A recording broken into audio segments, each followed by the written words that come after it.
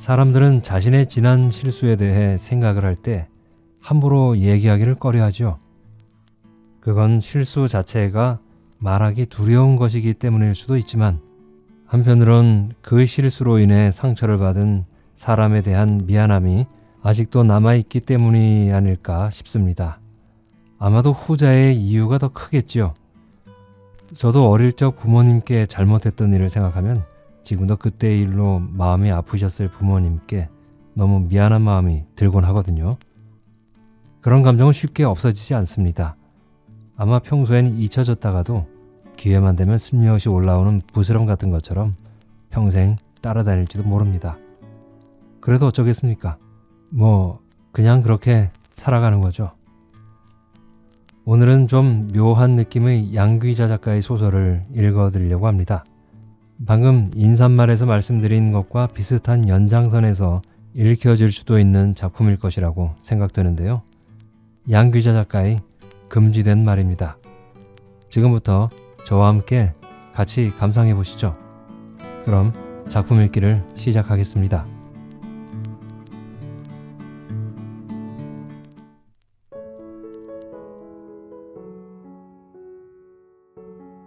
금지된 말. 양귀자. 지난 봄, 나는 모르는 사람으로부터 편지 한 통을 받았다. 여러 통의 독자 편지 사이에 끼어있던 그 편지를 읽고서 나는 겨우 시작한 오후의 산책을 중단하고 말았다. 무엇이든 간에 운동이라고 이름 붙일 짓을 한 가지 정도는 꼭 해야 한다는 주위의 강권에 못 이겨 오후에 1시간쯤 북한산 기슭을 산보하기로 굳게 작정했었는데 일이 그만 그렇게 되고 말았다. 다른 산도 아니고 북한산을 오르면서 내가 굳이 산보라거나 산책이라는 말을 골라 쓰는 데는 다 이유가 있었다. 나는 산은 좋아했지만 그 산을 오르는 데는 언제나 망설임이 깊은 사람이었다.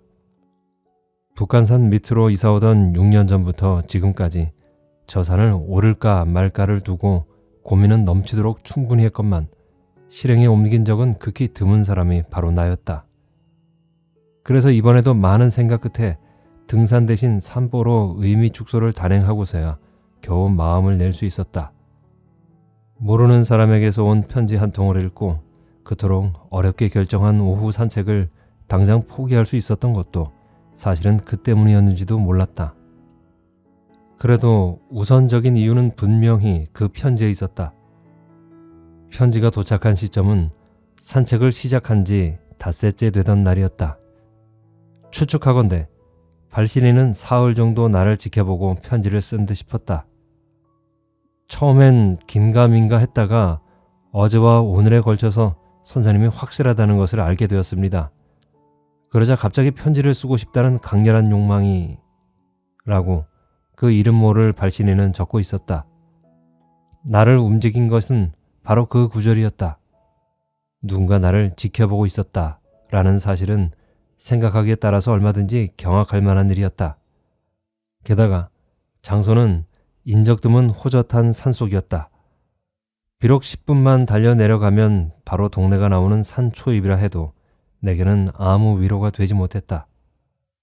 나는 다른 박질이 몹시 서툴렀으며 놀란 상황에서는 누구보다도 빨리 다리의 경련이 일어나는 신체 조건을 가지고 있었다. 그 편지가 악몽으로까지 번지지 않은 것은 발신인이 보여주는 상당량의 교양 때문이었다. 편지는 시종일관 정중했으며 맞춤법에 어긋나는 문장은 한 군데도 없었다. 사용하는 문장들로 미루어서는 얼핏 대기업의 중견 간부를 연상시키는 면도 없잖아 있었다. 하긴 문제의 그 구절만 빼고 나면 늘 읽게 되는 독자들의 편지와 그다지 다를 바도 없었다. 문제의 그 구절에 대해서도 편지 말미에 제발 언짢아 하지 마시길 바란다고 간곡히 적어놓았으므로 산책을 중단한 책임은 순전히 내게 있는 듯이 여겨지기까지 했다. 어쩌면 발신인이 여자인 것을 확인할 수 있었다면 나는 그렇게까지 서둘러서 산책을 중단하지는 않았을지도 몰랐다. 그렇다면 나는 그토록이나 신중한 나의 동성을 전적으로 믿었을 것이었다. 그러나 발신인이 여자인지 남자인지 확인할 수 있는 구절은 전혀 없었다. 그랬으므로 그 편지의 주인공은 아마도 남자였다. 내 경험에 의하면 자신의 본질에 대해 설명할 아무런 필요성을 느끼지 않는 성은 남자였다.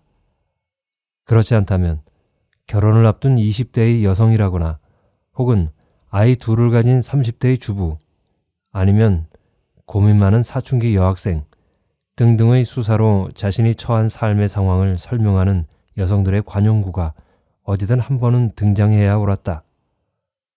어찌되었든 그 편지로 인해 나는 다시 예전의 게으른 생활로 되돌아갔다. 애초부터 운동이라는 명분의 산보에는 크게 미련이 없었던 터였으므로 나의 되돌아감은 신속하고 명쾌했다. 다만 한 가지, 마음에 걸려 며칠 동안 작업실 창밖으로 연두색 산자락을 오랫동안 쳐다보게 만드는 존재가 하나 있었다. 내가 산책을 중단한 지 한 달 만에 다시 마음을 다잡고 산에 가기 시작한 것도 사실은 그 까만 눈동자를 지울 수 없어서였다. 그것은 한 마리 개였다. 누런 털을 가지고 있는, 그러나 야위어서 갈비뼈가 드러나 있고 허리가 길쭉한, 크지도 작지도 않은 한 마리 개였다. 그 개를 만난 것은 산보 첫날 불광동 쪽으로 툭 트여 있는 북한산 서편 능선에서였다. 처음 그 개를 보았을 때 나는 내 눈을 의심했다. 뽀삐, 원미동에서 깊이 정들이며 키웠던 뽀삐와 너무나 닮았던 까닭이었다. 내게서 10발자국쯤 거리를 두고 갸웃이 나를 쳐다보는 눈빛까지 너무나 선명하게 예전의 그 개여서 나는 자신도 모르게 뽀삐라고 외쳐 불렀었다. 알 수 없는 이름을 부르며 반기는 낯선 여자가 괜히 적었을까. 누렁이는 단호하게 되돌아서서 잡목 덩굴 속으로 총총 사라져버리고 말았다. 그 뒷모습이 군살 한 점 붙지 않은 날렵한 몸으로 거친 산길을 달려가는 그 뒷모습이 마치 늑대 같았다. 한눈에도 결코 집에서 기르는 개가 아니었다. 그 누렁이는 말로만 듣던 산개였다. 북한산에 야생하는 개들이 있다는 말은 종종 들었었다. 버려진 개가 아니었다. 개들 스스로 집을 나와 산에서 산다는 것이었다. 어쩌다 산에 오른 주인을 만나면 반갑다고 코를 비비기는 하지만 절대로 집에 따라가지는 않는다고 했다. 아주 먼 데서 온 개도 있을 것이었다. 북한산에 살기 위해 경기도 어디에서 혹은 강남의 어디에서 다리를 건너고 굴을 지나서 여기 북한산 자락에 몸을 던지는 나그네. 숲 향기에 눈물 글썽이며 자신의 긴 여정을 완성하는 작은 짐승. 산속 옹달샘에서 목을 축이며 늑대의 울음을 배워가는 개. 두 번째 날에도 나는 누렁이를 보았다. 나는 전날과 똑같은 길로 산을 오르고 있었다. 내가 잡은 산보 코스는 지극히 간단했다. 작업실에서 나와 길을 건너고 몇 채의 연립주택을 지나면 곧장 가파른 산기슭이 나왔다. 거기서부터 15분가량은 몹시 경사진 비탈이었다. 그러나 그것만 지나면 멀리 펼쳐지는 시내 풍경이 가슴속까지 시원하게 해주는 탕춘대 능선이 나타나는 것이었다. 거기까지가 다였다. 나는 거침없이 불어오는 바람에 땀을 식히며 잠시 능선을 따라 걷다가 이내 되돌아섰다. 다시 오던 길을 따라 작업실에 돌아오면 아무리 느릿느릿 걸어도 1시간이면 산보의 시작과 끝이 충분하고도 남았다. 두 번째 날, 누렁이를 만난 자리는 경사진 비탈을 거의 다 오른 어디쯤이었다. 걔는 잡목숲에 몸을 숨기고 가만히 나를 쳐다보고 있었다. 숨을 고르느라 잠시 주춤거리던 나는 먼저 개의 까만 눈부터 발견했다. 두 번째 보아도 여전히 사랑했던 개 뽀삐와 너무나 닮아 있어서 나는 무작정 반갑기만 했다. 나는 또 뽀삐라고 외쳤다. 그 개가 뽀삐가 아니라는 사실은 누구보다 내가 더 잘 알고 있음에도 불구하고 나는 그렇게 외쳤다. 우리 가족이 원미동을 떠난 뒤 뽀삐가 어디에서 어떻게 죽었는지 나는 알고 있었는데 그랬는데도 나는 그 누렁이를 향해 뽀삐 하고 불렀다. 누렁이는 여전히 알 수 없는 이름을 부르는 나를 한 번 더 지그시 쳐다보고는 역시 어디론가 사라졌다. 세 번째 날에는 누렁이를 직접 보지는 못했다. 그러나 나는 보지 못했지만 그 개는 나를 보았을지도 모를 일이었다. 실제로 어느 순간 나는 저 멀리에서 길쭉한 허리를 흔들며 외진 오솔길을 달려가는 누렁이를 본 듯도 싶었다. 네 번째 날에도 누렁이를 못 보았다. 나는 열심히 주위를 살피며 산을 올랐지만 끝내 누렁이를 발견하지 못했었다. 다섯 번째 날, 그러니까 마지막 날에 나는 내 산보의 반환점인 비봉으로 오르는 길목에서 누렁이를 보았다. 개는 풀숲에 서서 10여 분 동안 내가 다가오는 것을 가만히 지켜보았다. 나도 이번에는 옛 개의 이름을 부르며 수선을 피우지 않고 담담하게 걸어갔다. 나와 개 사이가 10발자국쯤 떨어진 거리에 도달했을 때 나는 아무것도 보지 못했다는 듯이 근처의 작은 바위에 앉아 쉬었다. 그리곤 개에 대해서 더 이상의 관심도 표하지 않고 묵묵히 툭 트인 산 아래 풍경만 바라보고 있었다. 얼마쯤이나 시간이 흘렀을까? 개는 가만히 다가와 내 옆에 서서 보일 듯 말 듯 꼬리를 흔들었다. 그제서야 나는 손을 내밀어 보았다. 개가 내 손바닥에 코를 묻었다. 나에게 마음을 열었다는 표시였다. 나는 개의 머리를 쓰다듬어 주었다. 그러자 개는 무너지듯이 내 발치에 누워버렸다. 개들이 드러눕는 까닭에 대해서 나는 잘 알고 있었다. 외롭다는 뜻이었다. 나는 녀석의 목을 간지려 주었다. 개는 그러는 나를 가만히 쳐다보았다. 하염없이 까맣고 까만 눈동자였다. 그런 다음 날, 그 편지를 받았던 것이었다. 나는 당장에 산보를 그만두었지만 녀석의 그 까만 눈동자는 당장에 잊혀지지 않았다. 그러나 못 견딜 만큼이라고는 생각되지 않았다. 이만큼 살다 보면 못 견딜 만큼이라는 표현은 민망해서 자주 사용하지 않는 법이었다. 나이를 먹는다는 것은 차마 견디지 못할 일들을 하나 둘씩 해치워버리는 것에 다름 아니었다. 게다가 우연히 만난 개에 대해서 뭐 그리 못 견딜 일이 있겠는가. 놀랄 만큼 예전에 사랑했던 개를 닮았긴 했어도 어쩌다 가끔씩은 예전의 그 뽀삐가 우리 가족을 찾아 먼 곳에서부터 달려와 북한산에 거처를 정한 것은 아닐까 진지하게 생각해 본 적은 있어도 모든 것은 다 내 감정의 장난일 뿐이었다. 이런 말을 하면 웃을 사람도 있겠지만 뽀삐의 마지막을 알고 있는 먼 친척에게 전화를 걸어 은근히 그때의 상황을 탐색한 것도 사실은 그 감정 한 자락에 혹여 덫이라도 날까 염려해서였다. 뽀삐는 우리와 4년이란 시간을 같이 보냈었다. 젖도 떼기 전에 데려와서 잘생긴 개로 자라기까지 밤마다 소설 쓰는 안주인을 지켜주던 개였다. 모두 잠들어버린 밤, 오직 나와 뽀삐만 깨어있던 그 밤들, 글을 쓰다 말고 나는 문득문득 내 방 창 아래 누워있을 개의 이름을 부르곤 했었다. 그럴 때마다 어김없이 기척을 내며 나를 안심시켜주던 개. 창문을 열고 바깥을 내다보면 언제라도 까만 눈을 내게 맞춰주던 그 개 뽀삐. 처음 뽀삐에게 마음을 주었던 것도 그 슬프도록 까만 눈 때문이었다. 원미동에서의 어느 날 정육점에서 키우던 개가 강아지 5마리를 낳았다는 소식을 듣고 놀러 갔다가 나는 뽀삐를 만났다. 출산 후 갑자기 포악해진 어미개가 새끼들을 함부로 다루고 있어서 걱정이라는 정육점 아저씨의 품에 뽀삐가 안겨 있었다. 지금도 어미의 날카로운 이빨에 목덜미를 물어뜯길 위험에 처한 것을 간신히 구해냈다는 설명이었다. 그때 부들부들 온몸을 떨면서 간절히 나를 쳐다보던 어린 강아지의 슬픔 가득한 두 눈. 나는 이미 마음을 정하고 있었다.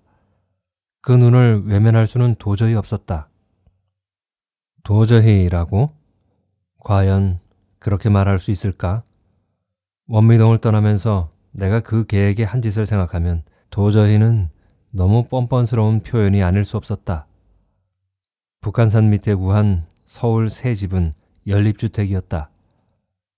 한 뼘 마당도 없었으므로 그 집을 계약할 때 이미 나는 뽀삐를 마음으로부터 버린 것이었다. 물론 이삿날까지 덩치 큰 뽀삐를 길러줄 새 주인을 찾기 위해 무진 애를 썼지만 세상사가 다 그렇듯 마음이 있으면 형편이 안 되었고 형편이 되는 집은 마음이 없었다. 결국 뽀삐는 고기를 탐하는 먼 친척의 손으로 넘어갔다.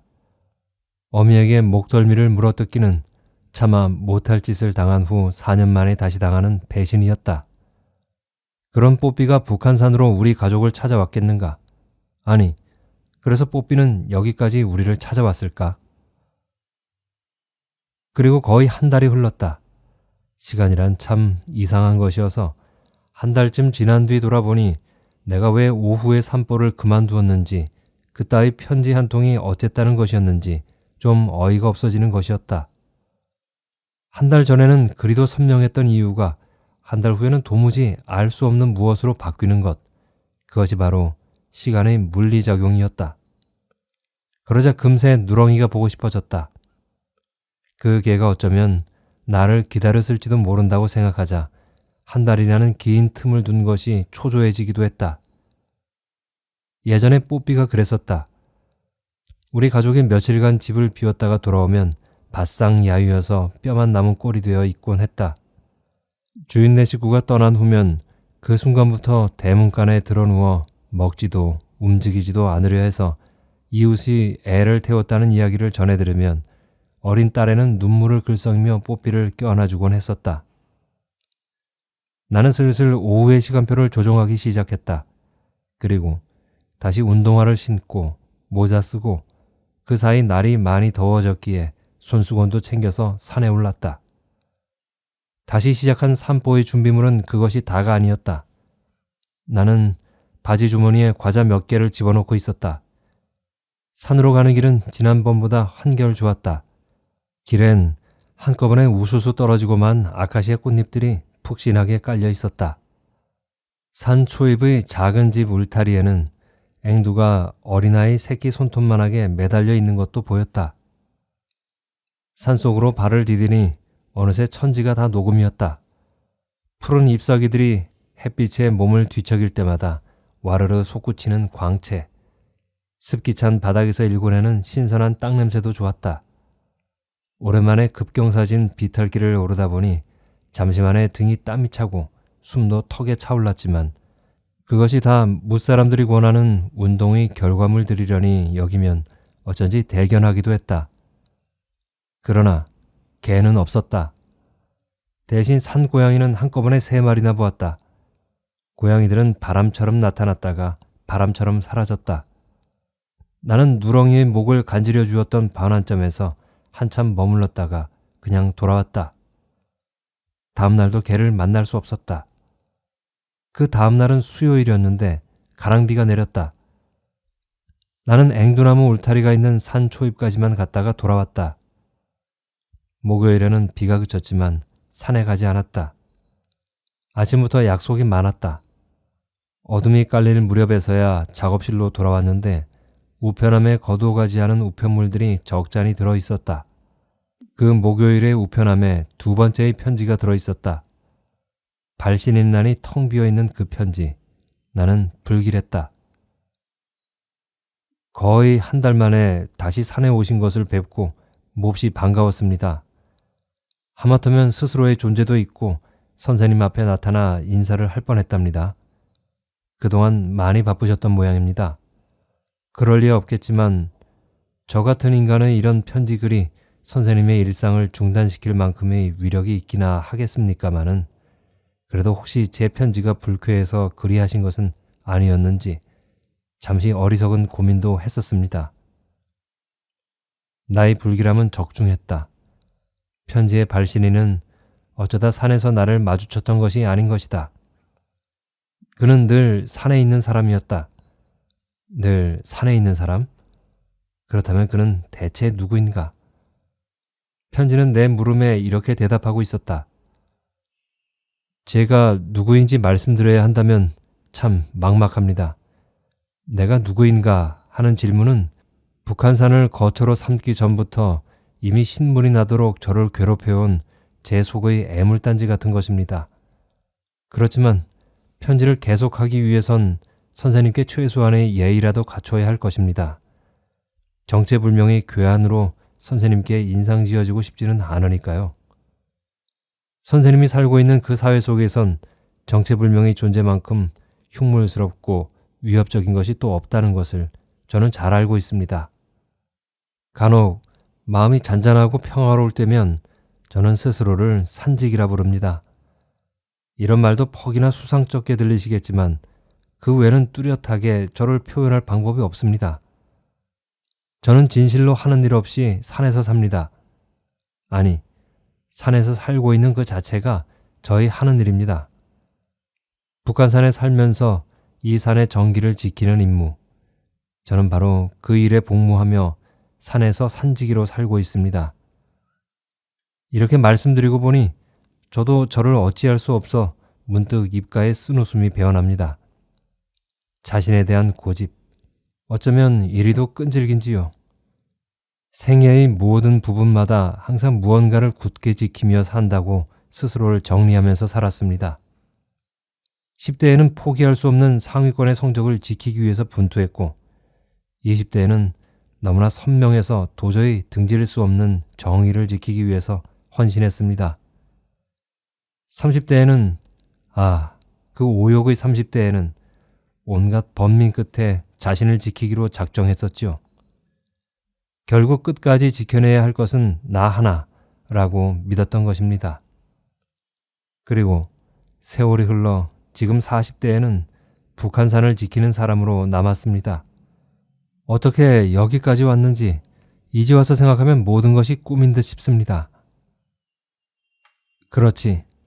어느 날 문득 타인의 눈으로 자신을 들여다보면 지난 생의 전부가 한순간에 짧은 꿈인 양 여겨지는 때가 있지.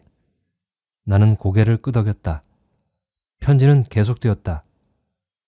특히 밤이면 더욱 지나간 시간들이 옛 꿈처럼 멀고 아득하게 느껴집니다. 저는 북한산의 밤을 사랑합니다. 낮 동안은 사람들 때문에 가끔씩 이 산이 서먹서먹합니다. 사람들이 모두 산을 내려가고 풀벌레조차 잠이 든 적막한 밤이 되어야만 그제서야 북한산은 온전히 저의 것이 되지요. 그런 때 저는 가만히 둘러봅니다. 나의 산, 내 것. 그러면 문득 가슴이 복받쳐 오르기도 합니다. 지난 시절 나를 사로잡았던 그 모든 것들이 그렇게도 중요했던 것일까요? 목숨 걸고 지키려 했던 그 모든 명분들이 저에게 과연 무엇이었을까요? 고요를 가르치는 깊은 밤의 이 한순간, 어두운 하늘에 드리워진 조각달의 슬픈 그림자, 밤에도 큰 잎사귀 가만가만 뒤집는 저 떡갈나무, 그런 것들의 다른 이름이 바로 진실이었는지도 모른다는 생각에 제 가슴은 사무칩니다. 편지는 거기서 급격하게 빠른 속도로 맺어지고 있었다. 나는 그 기분을 이해할 수 있다고 생각했다. 누군가에게 의외로 속갯말을 많이 했다는 느낌일 때, 불현듯 너무 많은 나를 보여주었다는 당혹감이 치밀 때, 나 역시 서둘러서 만남을 끝내고 입술을 깨물며 후회하곤 했지 않았던가. 편지의 처음은 불길했지만 편지의 마지막은 쓸쓸했다. 나는 그가 이 편지를 붙인 다음 입술을 깨물며 자신이 한 짓에 대해 후회하지 않기를 바랐다. 두 번째 편지에서 나는 비로소 편지의 발신인에 대한 몇 가지 단서를 얻을 수 있었다. 그가 나의 오후 산보를 샅샅이 지켜보고 있다는 생각을 하면 여전히 불길함 혹은 불쾌함이 묻어났지만 첫 번째 편지만큼은 아니었다. 나는 이 편지에 흥미를 느꼈다. 흥미라는 말이 다소 냉정하다면 동질감이라는 말로 바꾸어도 좋았다. 나 또한 그처럼 40대였다. 나 역시 그와 마찬가지로 생애의 단락단락을 정리하기를 좋아하는 사람이었다. 마치 어린 시절의 국어 시간에 그러했듯이 인생 단락의 주제와 주제어를 뽑아내놓지 않으면 삶 자체가 부실하다는 느낌에 시달리는 사람이었다. 금요일, 그러니까 두 번째 편지를 읽은 다음 날, 나의 오후 산보는 성터가 있는 산의 서쪽 기슭이 아니라 주 등산로로 올라야 하는 승가사 가는 길로 바뀌었다. 코스를 수정한 이유는 등산로 입구에 있는 관리소 때문이었다.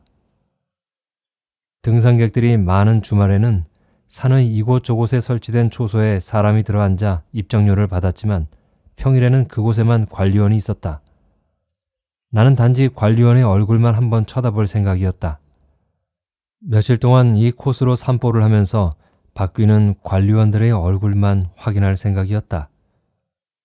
추리력은 있지만 행동력이 모자란 위인의 더듬한 발상이었다.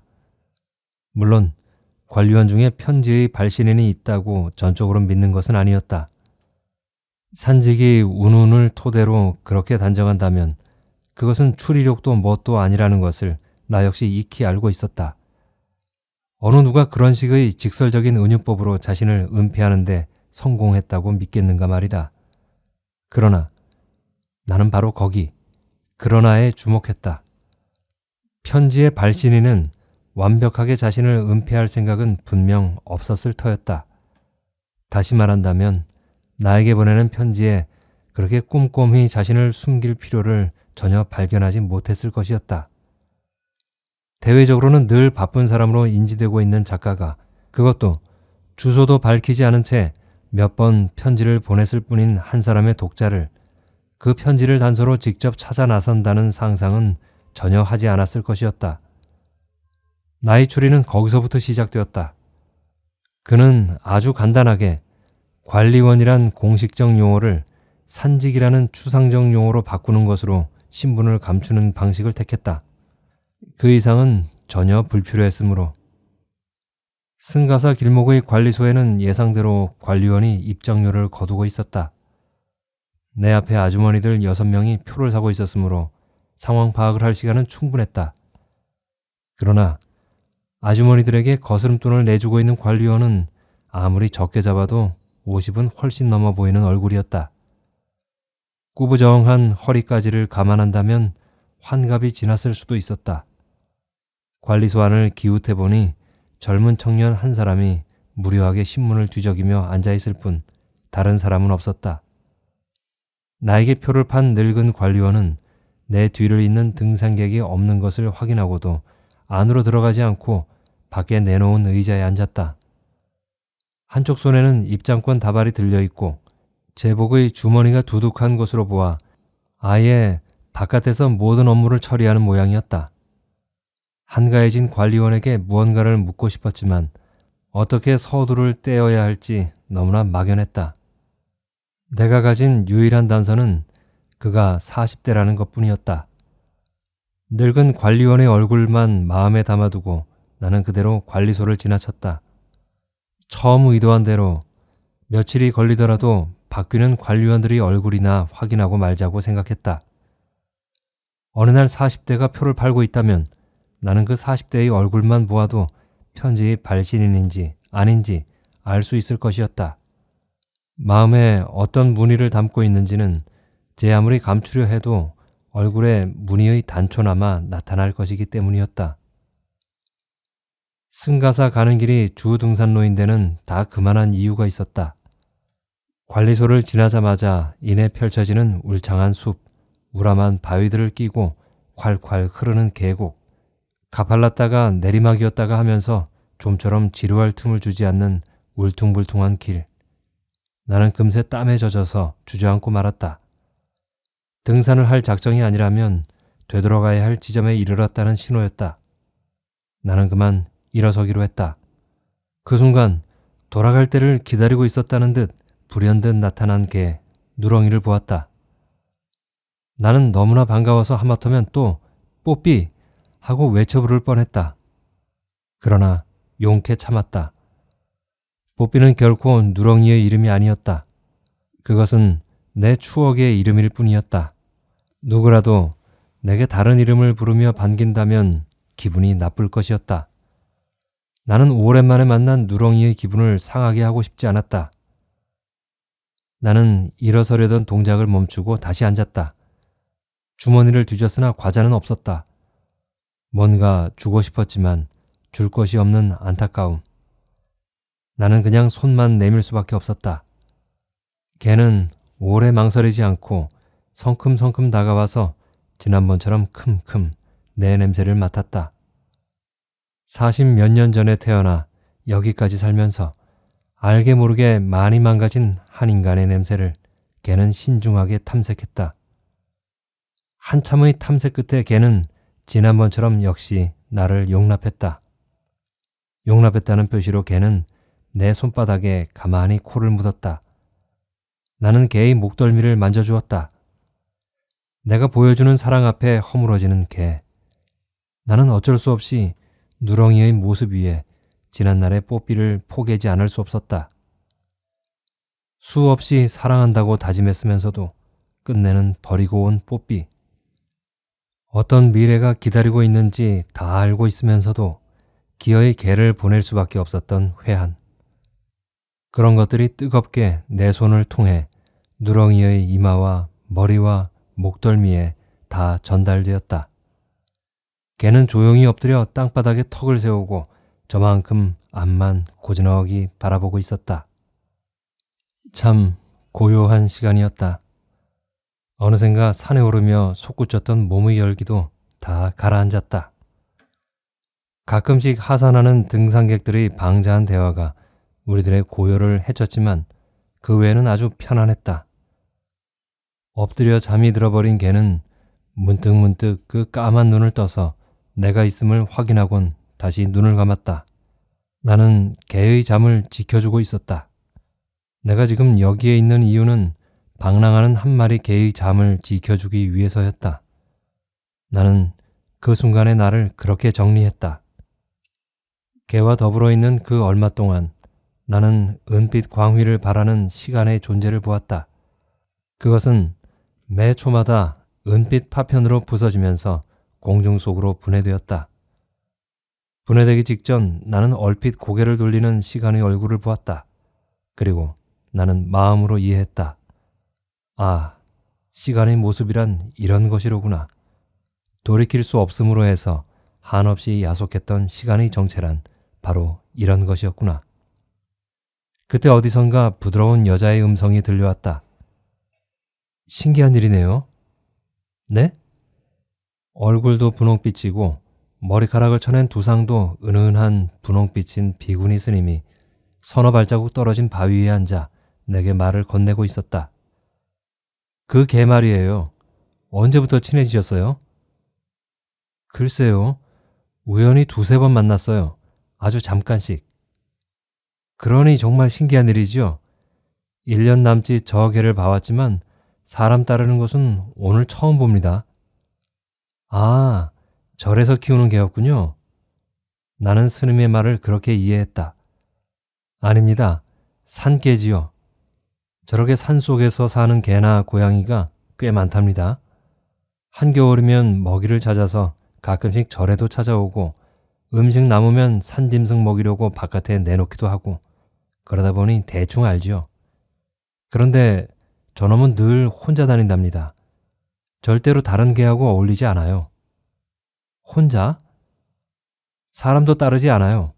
몇 번 먹이를 주면 성질 사나운 암고양이도 반갑다고 아는 척을 하는데 저놈은 그저 있으면 먹고 없으면 말고 사람이 다가가면 뒤도 안 돌아보고 도망가 버립니다.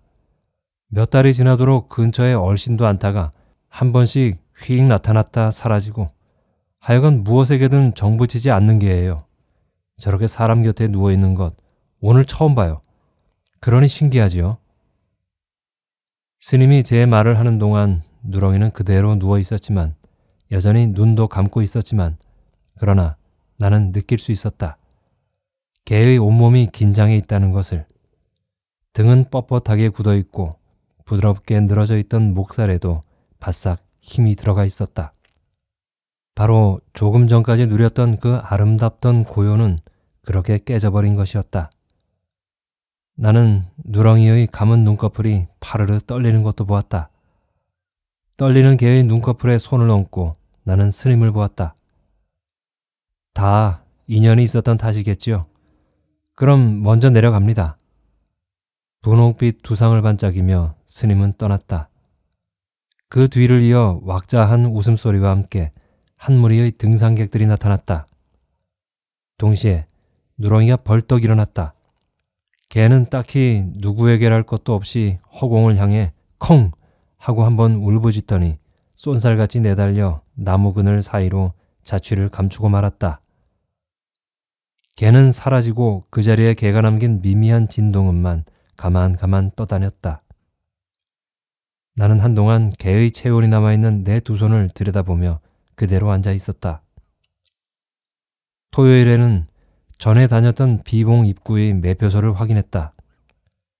일요일에는 연화사 옆의 매표소와 양로원 뒤의 매표소까지 돌아보았다. 세 군데 매표소 중 두 군데에는 관리원이 있었고 한 군데는 비어 있었다. 두 명의 관리원은 너무 젊거나 너무 늙어서 관심의 대상에서 일찌감치 제외되었다. 주말이라 인원 보강이 있었던 승가사 길목의 관리소도 사정은 마찬가지였다. 40대로 추정되는 한 사람이 관리소에 있었지만 전화에 대고 잘 생각해봐. 지난달에 분명히 은행에 넣었다니까. 자네가 어떤 사람인데 내가 이자돈 떼먹고 시침 떼고 있겠는가? 알았어. 다음 달 갯돈 타면 바로 갚을 거야. 어쨌든 통장이나 잘 확인해봐. 46,000원. 46,000원 분명히 찍혀 있을 거야. 라고 흥분해서 소리 지르는 것을 보니 아니었다. 설령 맞다 하더라도 나에게는 아닌 것이었다. 내가 찾는 편지의 발신인은 내게 저장된 이미지가 가리키는 꼭 그 사람이어야 했으므로. 토요일과 일요일은 북한산이 몸살을 앓는 날이었다. 산의 발자락에서 머리끝까지 흡혈귀처럼 잔뜩 사람들이 박혀 있어서 어떤 순간에는 차라리 진저리가 쳐질 정도였다. 매표소 확인만 아니었다면 주말까지 산보를 계속할 이유가 나에겐 전혀 없었다. 일주일간 세상살이에서 품어온 온갖 욕망과 죄악을 모두 산에 다 방기하는 사람들. 그 사람들이 싫어서인지 누렁이는 그 이틀간 그림자도 보이지 않았다. 나도 애써 개를 찾지 않았다. 그 다음 주는 오후 산보를 다시 예전의 코스로 되돌렸다. 편지의 발신인이 관리원 중의 한 사람이 아니라는 사실은 여러 가지 정황으로 보아 확실했다. 산직이라 말했다고 관리원을 의심하다니 나는 그만 시큰둥해지고 말았다. 역시 시간의 물리작용이 원인이었다. 처음에는 꽤나 그럴싸했던 추리가 며칠 지나자 하염없이 유치하게 여겨졌다. 나는 나를 비웃는 것으로 관리원 관찰의 막을 내려버렸다. 그리고 이번에는 산보 코스 주변의 여러 가지들을 면밀하게 살펴보기로 했다. 그는 아직도 나를 지켜보고 있을 것이 틀림없기에.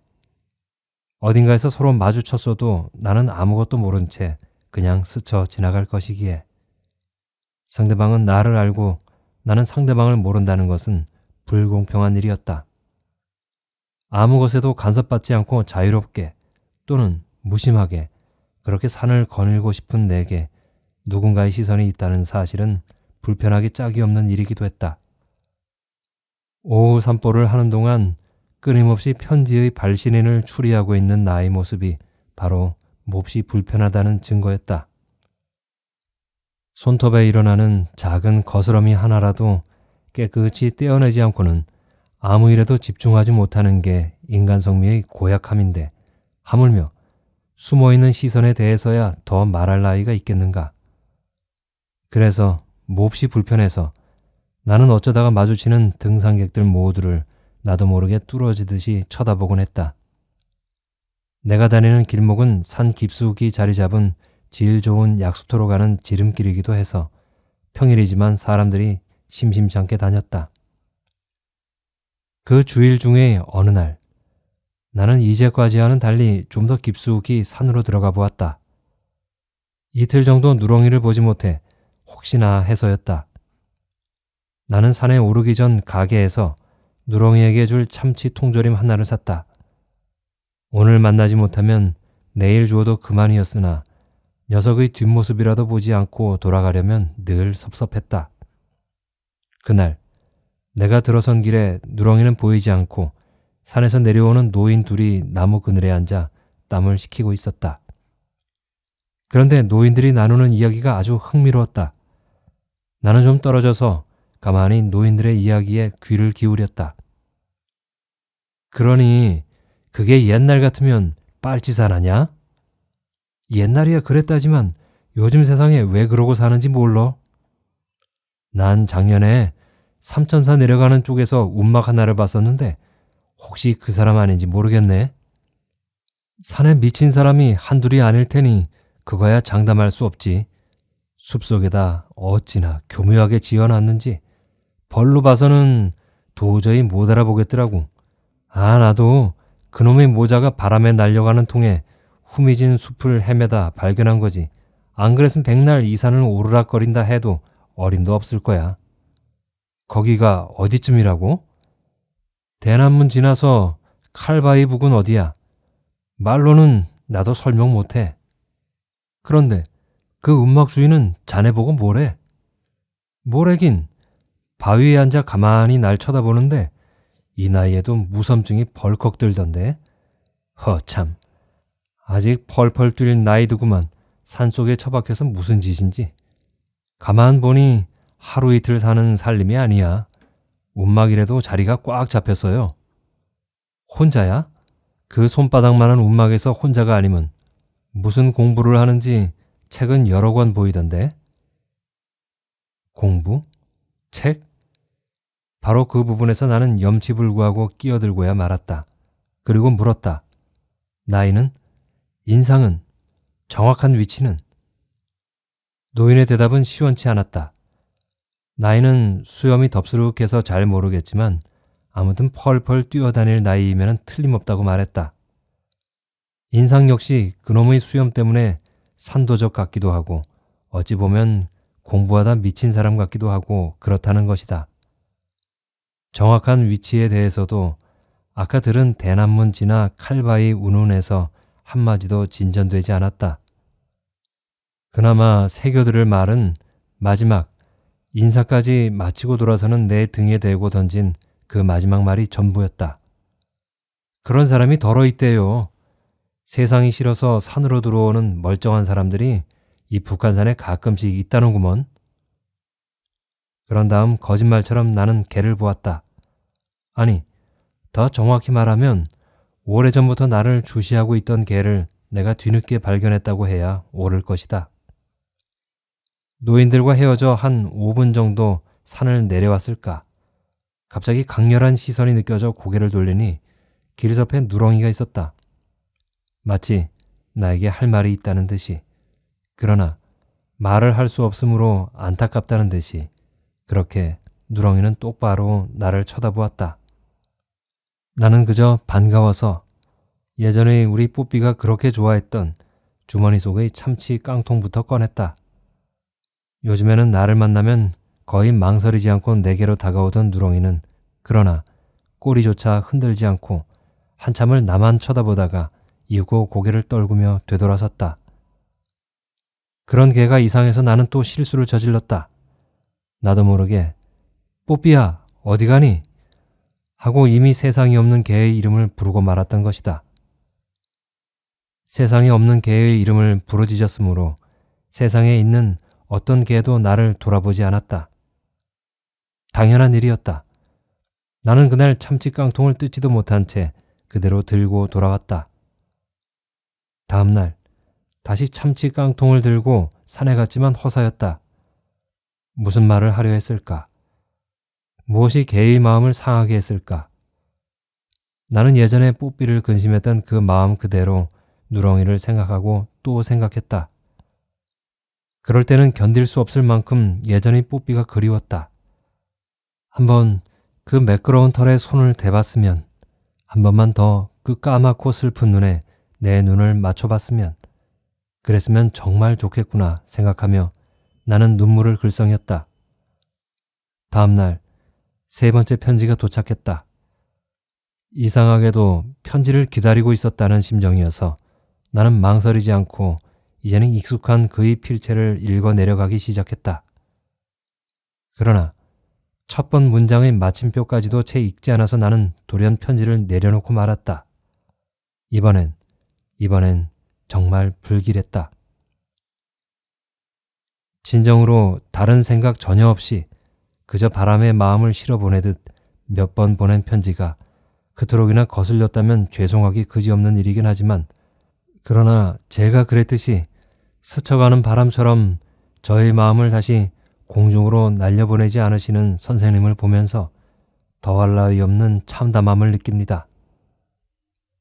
그런 후 편지는 더욱 강경한 어조로 묻는다. 왜 나를 추적하십니까? 선생님이 원망스럽습니다. 아닙니다. 이것은 선생님 잘못이 아닙니다. 지금 이 순간까지도 부스러진 시간의 파편들을 뒤적이며 지나간 생을 완벽하게 변명하고자 하는 저의 어리석음이 빚어낸 실수일 뿐입니다. 세상 속에선 관계들이 늘 그랬습니다. 지난 시대의 사랑과 열정까지도 추궁하던 사회. 그러면 정당한 나를 표현하고 싶은 욕망에 사로잡혀 쩔쩔맸었지요. 아마 북한산 정기도 저의 가엾은 욕망을 다스리지 못했던 모양입니다. 왜 여태 잘 참았듯이 그대로 이 산의 바위인 양 묵묵히 살아가지 못했을까요? 왜 선생님으로 하여금 저를 추적하게 만들었을까요? 선생님이라면 저 따윈, 아니 그 편지 따윈 얼마든지 무시해도 좋았을 텐데 말입니다. 나는 계속해서 매우 힘들여가며 편지를 읽는다. 이토록 읽기 힘든 편지가 또 있을까? 지난번 편지에서도 강조한 기억이 납니다만 저는 결코 정체불명의 인간이 아닙니다. 오히려 세상 속에다 저의 존재 증명을 너무도 많이 떨고 놓아서 괴롭기 짝이 없는 사람입니다. 그렇기 때문에 이 세상에 대하여 어떻게든 행방불명이고 싶어하는 것인지도 모릅니다. 그런 제 마음을 헤아려 주셨을 수도 있었을 텐데요. 그러지 않은 선생님이 야속합니다. 저는 제가 짊어진 과거의 무게에 지쳤습니다.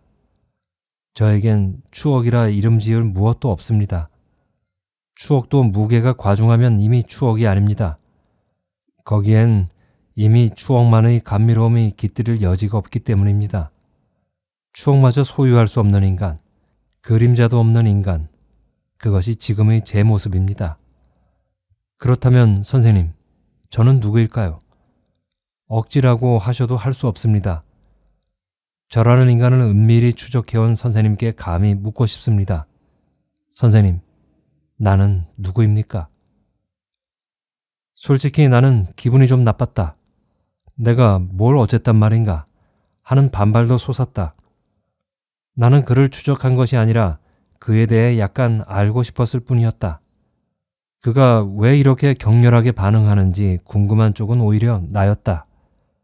이번 편지는 예전처럼 말미에 정중한 인사도 없었다. 간신히 예를 갖추어 편지의 끝을 맺는데도 몹시 힘겹다는 투였다. 그런데 나는 왜 그를 알고 싶어 했을까? 그의 주문처럼 왜 발신인에 무심하지 못했던 것일까? 나는 나를 분석하기 시작했다. 가장 먼저 떠오른 단서는 연대감이었다. 나는 그에게서 나를 보았다. 아니, 그에게서 광풍의 시대를 살아낸 우리들 모두의 그림자를 보았다는 말이 더 정확할 것이다. 그가 견디었듯이 우리도, 나도 모두 그 어두운 시대를 견디었다. 그는 우리에게 연결된 하나의 고리였다. 연결고리의 자취를 알고 싶다는 마음이 솟구치는 것은 당연한 일이었다. 게다가 나는 인간에 대해 끝없이 탐색하는 작가였다. 탐색에만 너무 열중한 나머지 인간답게 살 수 있는 절호의 기회들일랑 책상 앞에 앉아 있느라 다 놓쳐버리게 숙명지어진 작가였다. 그는 추적이라고 표현했지만 나로서는 회피할 수 없는 작가의 의무이행이었다. 어떤 작가가 심상치 않은 내용을 담고 있는 그런 편지에 무심할 수 있겠는가 말이다. 그가 나를 편지의 수신인으로 택했을 땐 이 정도쯤은 각오했어야 옳았다. 각오하지 못한 것은 그의 불찰이었다. 내가 만약 주소를 알고 있었다면 그의 불찰을 지적하는 답신을 보냈을 것이었다. 세 번째 편지는 그만큼 내 심사를 건드렸다. 그랬음에도 불구하고 나의 오후 산보는 여일하게 계속되었다.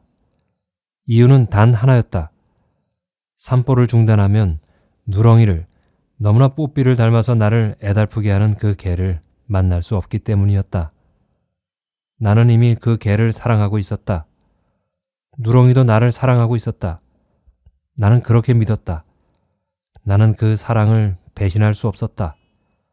배신은 예전의 뽀삐 하나만으로도 충분히 가혹했다.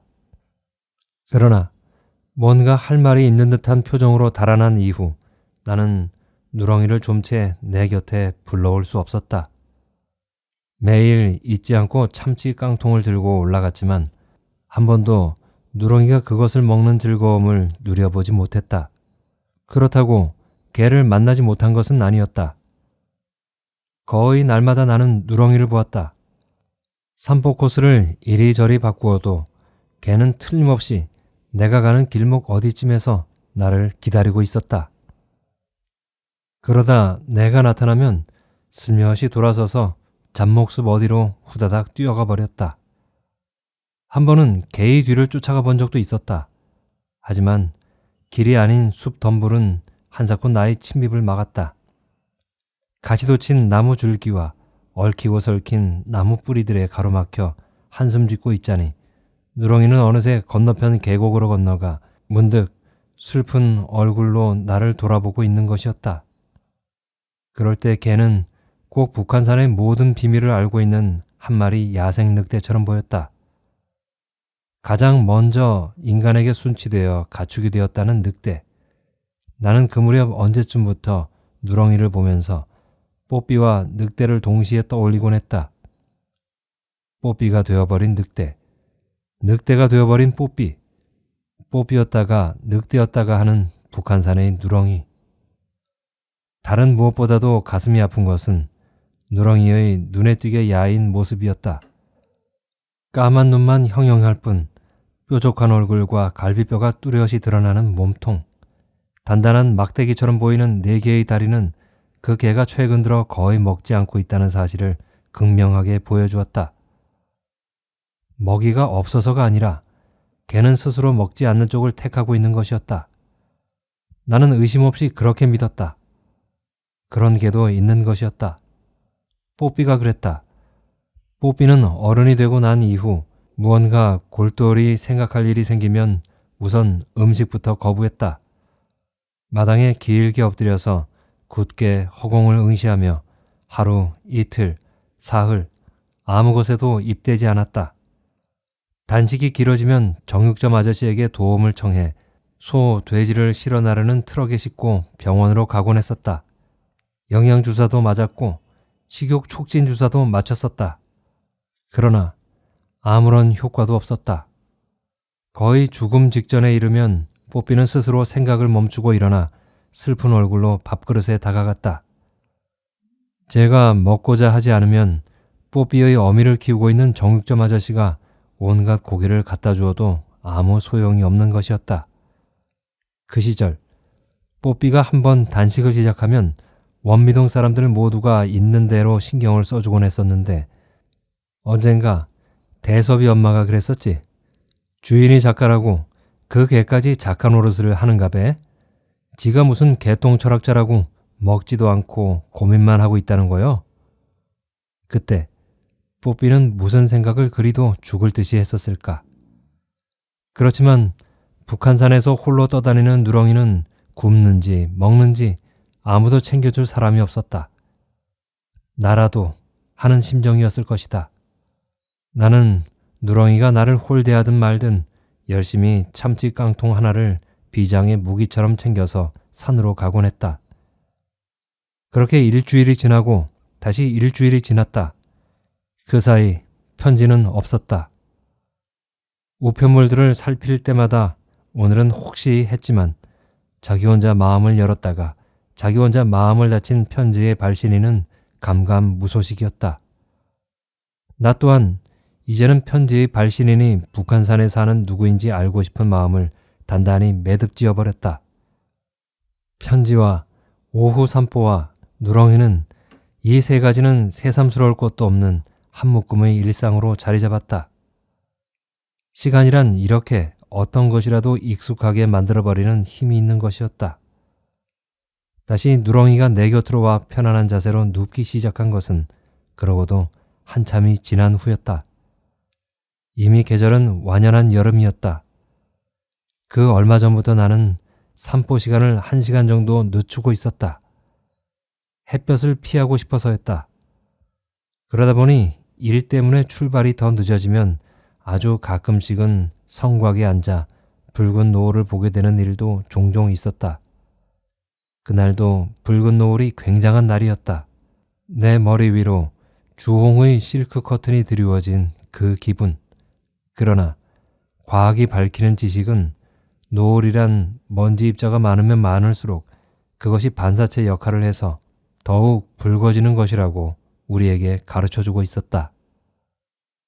노을이 붉고 아름답다는 뜻은 그러니까 저 하늘에 수없이 많은 더러운 먼지들이 둥둥 떠 있다는 의미였다. 알고 보면 진실이란 이토록이나 무자비하고 냉정한 것이었다. 어쨌거나 노을이 몹시 곱던 초여름 오후에 누렁이는 다시 내게로 왔다. 걔도 나처럼 짐진 노을을 보는 척했다. 나는 우리 사이의 서먹함을 건너뛰어 버리기로 했다. 나는 야윈 녀석의 뺨을 어루만져주며 아무것도 묻지 않았다. 누렁이는 아주 오랫동안 내 손의 냄새를 맡다가 이윽고 앞발에 제 얼굴을 얹고 길게 엎드렸다. 목덜미에 손을 넣어보니 늘어진 가죽만 앙상했고 누런 털은 윤기도 없이 메말라 있었다. 마침내 나는 참치 깡통의 뚜껑을 딸 기회를 얻게 된 것이었다. 고소한 냄새가 풍기고 먹음직스러운 생선살이 나타나자 개는 잠자코 몸을 일으켜 망설임 없이 먹기 시작했다. 작은 통조림은 잠시만에 바닥이 드러났고 누렁이는 입가에 묻은 참치 부스러기까지 말끔히 핥아먹은 다음 내 운동화를 베고 잠들어 버렸다. 그리고 거짓말처럼 코 고는 소리가 나지막하게 들려왔다. 사방을 둘러보았지만 석양의 산속에서 코를 골며 자고 있는 존재는 그 개 한 마리뿐이었다. 귀 기울여 확인해도 역시 누렁이가 틀림없었다. 개가 코를 골다니.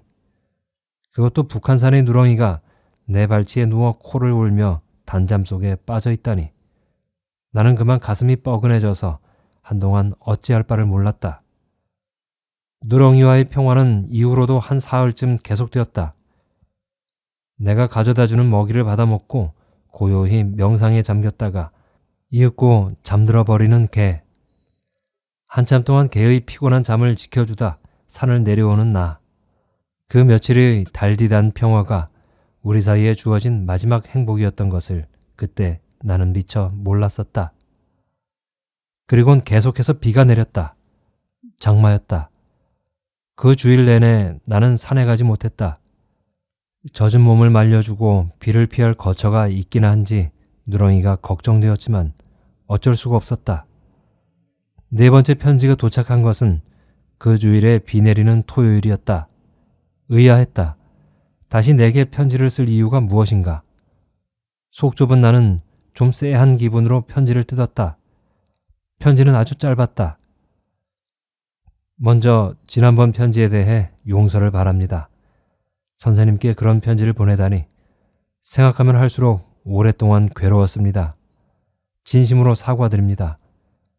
다시는 어리석음을 범하지 않게 손등을 찢고 싶은 심정이었는데 어제 나무를 자르다가 왼손에 큰 상처를 입고 말았습니다. 손도끼가 그만 손등을 파고들었던 것입니다. 아픔보다는 이제야 선생님께 속죄했다는 생각에 후련하기만 했습니다. 부디 저 같은 인간의 미혹함에 대해선 아예 잊어주셨으면 합니다. 이제 망설임 끝에 잘못을 사주했으므로 선생님께 쓰는 편지는 이것으로 마지막이 될 것입니다. 내내 건강하십시오. 그리고 본문보다 긴 추신이 이어져 있었다. 혹시 스리랑카의 성지 스리파다를 아십니까? 수천 수만 개의 계단이 있고 그것을 밤새워 오르면 신이 남긴 왼쪽 발자국을 볼 수 있다고 합니다. 우연히 그 이야기를 듣고 남은 생애 동안 지켜야 할 새로운 무엇이 행여 스리파다에 있는 것은 아닌가 하는 생각에 시달리고 있습니다. 그런데 말입니다. 그곳에 가면 절대 깨트려선 안 될 금기가 하나 있다고 합니다. 무슨 일이 있어도 입 밖에 꺼내선 안 될 말이 있다고 합니다. 계단을 오르는 동안 아무리 힘들고 어려워도 결코 해선 안 될 말이란 바로 이것입니다. 얼마나 더 가야 신이 남긴 발자국을 볼 수 있나요? 신이 남긴 발자국에 닿으려면 얼마나 더 가야 합니까? 아무래도 저는 자신이 없습니다. 저 같은 위인은 터져나오는 그 물음을 도저히 막아내지 못할 것 같습니다. 생각해보니 지금까지 저는 인간에게 금지되어 있는 말만 하며 살아온 듯 싶습니다. 스리파다. 나는 모르는 이야기였다. 그러나 얼마든지 알 것도 같은 이야기였다. 그의 마지막 편지가 나의 내면을 건드렸으므로 나는 또다시 그에게서 연대감을 느꼈다. 나는 마음속으로 그와 화해했다. 화해로 끝났으니 모든 일은 다 잘된 듯 싶었다. 편지를 받고 사흘쯤 지나 모처럼 하늘에 해가 비쳤다. 나는 슈퍼에서 애견용 고기 통조림을 사들고 산으로 갔다. 날이 개었으므로 누렁이는 아마도 눈이 빠지게 나를 기다리고 있을 것이었다. 그런데 개는 어디쯤에서 나를 기다리고 있을까? 나는 산보보다 개에게 무언가를 먹이고 싶은 마음이 앞서 걸음이 바빴다. 역시 있었다. 기특하게도 개는 우리가 자주 만나곤 하던 넓적바위 위에서 나를 기다리고 있었다. 내가 다가가자 개는 꼬리를 흔들면서 그 자리에 주저앉았다. 그리곤 반갑다고 자꾸 내 손에 제 코를 비볐다. 그런데 개의 코가 바싹 말라 있었다. 열이 있는지 뜨겁기도 했다. 개의 코가 습습하지 않고 말라 있다는 것은 몸이 몹시 좋지 않다는 증거였다. 그러고 보니 얼굴도 예전보다 훨씬 야위어서 동그랗고 까만 두 눈과 코밖에 보이지 않았다.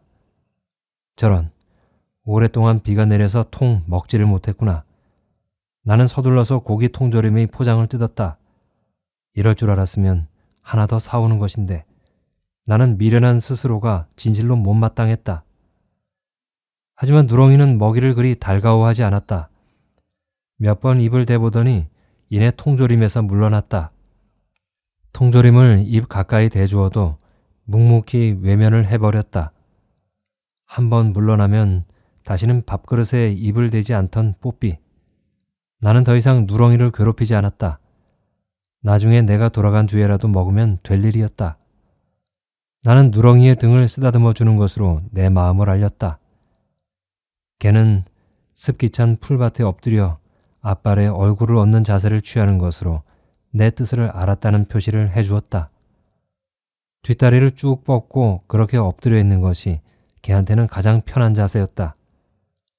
나는 엎드린 누렁이의 머리와 등과 허리를 가만 쓰다듬어 주었다. 이제부터는 우리만의 평화가 찾아올 것이라고 믿으며 가만. 그러나 바로 그 순간 나는 보고 말았다. 처음에는 내 눈을 의심했다. 그럴 리가. 그러나 사실이었다. 상처. 누렁이의 왼쪽 발 앞에 보기에도 끔찍한 상처가 있었다. 처음엔 길게 자란 털에 가려서 발견하지 못한 모양이었다. 아니, 고기를 먹이고 싶은 마음만 가득해 다른 것에 주의를 돌릴 틈이 없었을 수도 있었다. 그래도 그럴 리가. 나는 몸을 숙여 한 번 더 상처를 살펴보았다. 발등에서 발목에 이르기까지 예리한 무엇으로 찍힌 듯한 그 상처. 조심스레 상처 자리를 열어보니 뼈가 보일 만큼 깊이 닫혀 있었다. 선명히 떠오르는 그의 마지막 편지. 손도끼가 왼쪽 손등을 파고들었습니다. 라고 씌어있던 그 마지막 편지. 순간적으로 나는 개의 몸에서 손을 떼고 말았다. 누렁이가 고개를 들어 그런 나를 빤히 쳐다보았다. 개의 검정 눈동자 속에 당혹해하는 내가 환히 담겨 있었다. 갑자기 걷잡을 수 없이 온몸이 떨려오기 시작했다. 내가 지금 무슨 생각을 하고 있단 말인가? 어떻게 그런 생각을? 그래도 소용없었다. 나는 더 이상 거기 머무를 수 없었다. 나는 누렁이에게 작별도 고하지 않고 뒤도 돌아보지 않은 채 황망히 산을 내려왔다. 산을 다 내려와서 보니 내 몸은 온통 땀으로 범벅이었다. 그 뒤로 나는 지금까지 한 번도 산에 가지 않았다. 갈 수가 없었다. 나는 아직도 혼란 상태다. 그 일에 대해서 말하려면 나는 지금도 더듬거린다. 그는, 아니, 누렁이는, 아니, 뽀삐는, 아니, 그 사람은 누구였을까? 아니다. 아직은 이 말을 입 밖에 내어서는 안 된다. 나는 지금 결코 해서는 안 될 말을, 내게 금지된 말을 하고 있는 것인지도 모른다.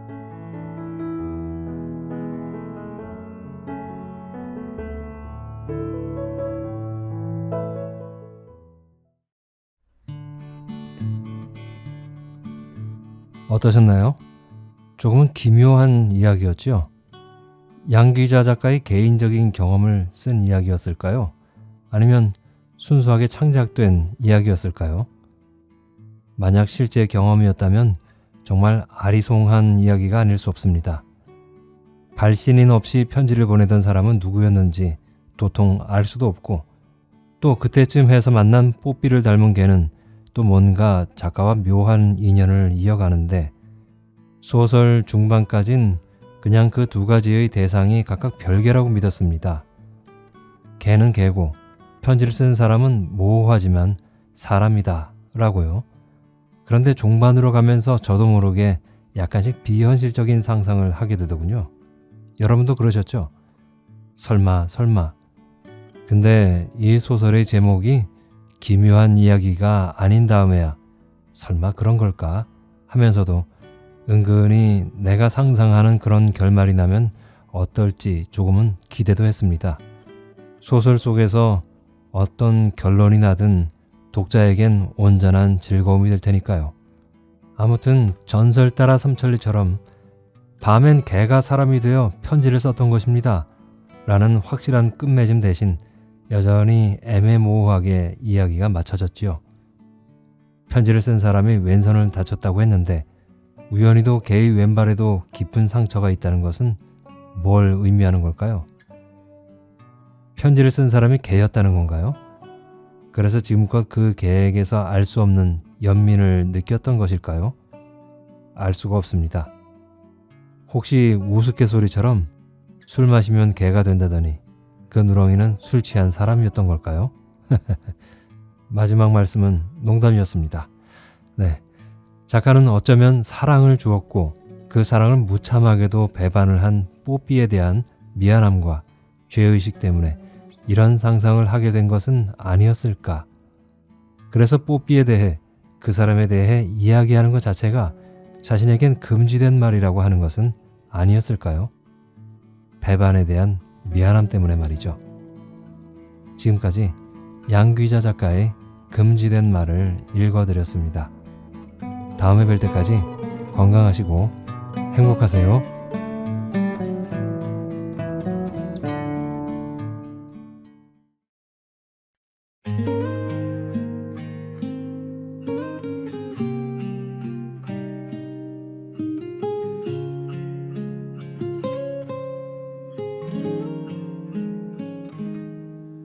오늘 문득 네가 생각났어. 우리가 함께 웃던 그 시간들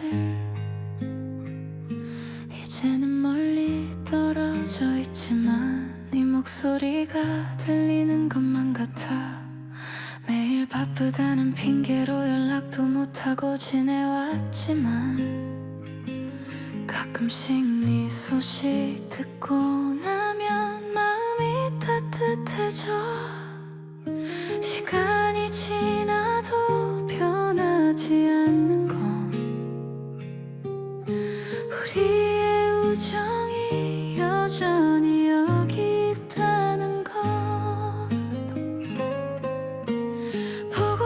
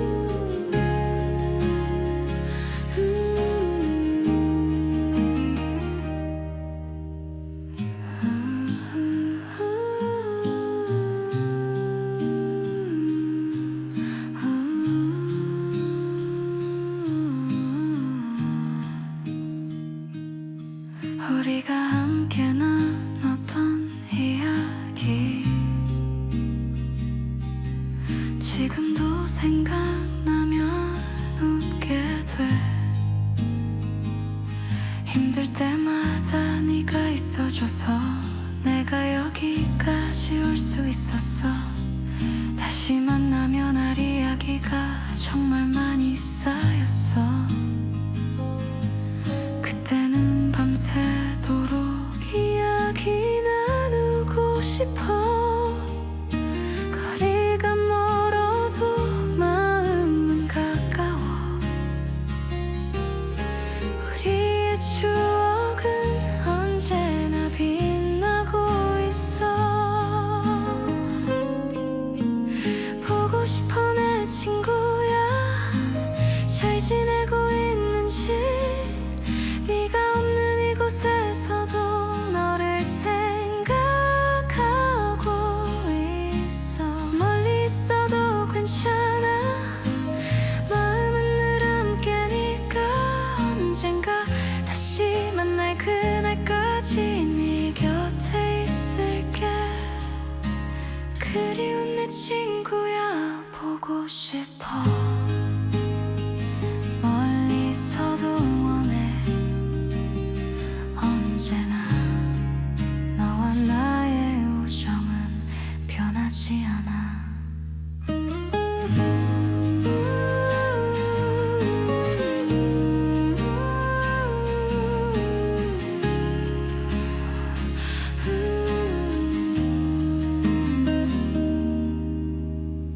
언젠가 우리가 다시 마주 앉아 웃으며 이야기 나눌 그날이 곧 올 거야.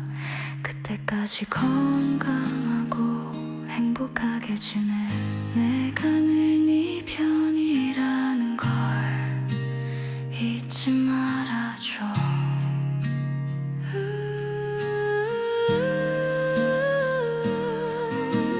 보고 싶어 내 친구야. 잘 지내고 있는지.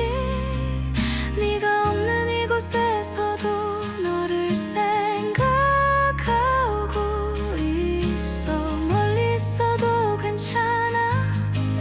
마음은 늘 함께니까. 언젠가 다시 만날 그날까지 네 곁에 있을게. 그리운 내 친구야. 보고 싶어. 멀리서도 응원해. 언제나 고마워 내 친구야. 함께 해줘서. 우리의 우정은 영원할 거야.